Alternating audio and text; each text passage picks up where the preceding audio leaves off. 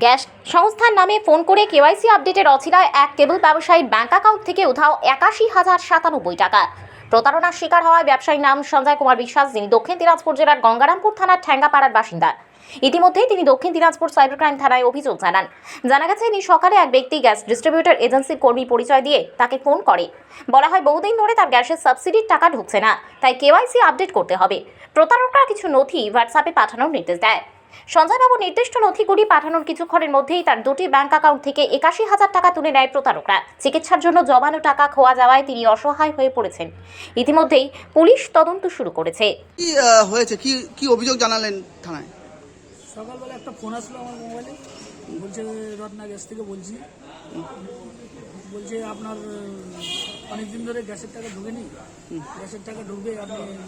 আমার ছেলেকে তখন ফোনটা দিলাম, ফোনে তো ঘাটাঘাটি করি না, ছেলেটাকে দিলাম, ছেলেটাকে দিয়ে সব কিছু শেয়ার করে নিয়ে ও হাতাহাতি করে সব ওটি শেয়ার করে দিল।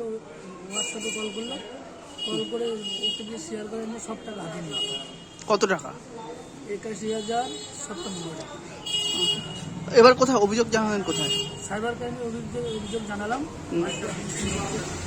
আপনারা কি চাচ্ছেন দাদা? আমরা চাচ্ছি অপরাধী অবিলম্বে ধরা পড়ুক, কঠোরতম শাস্তি পাক। দাদা, এতগুলো টাকা ছিল কেন? কি কারণটা ছিল? আপনার কিসের জন্য রাখা ছিল?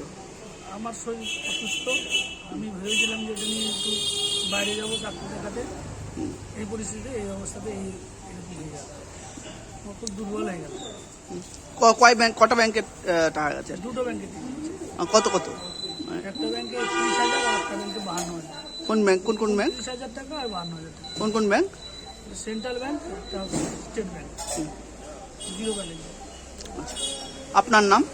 সঞ্জয় কুমার বিশ্বাস, বাড়ি? বাড়ি ঠ্যাংবাড়া, ওয়েস্ট জয়পুর। আচ্ছা, ধন্যবাদ।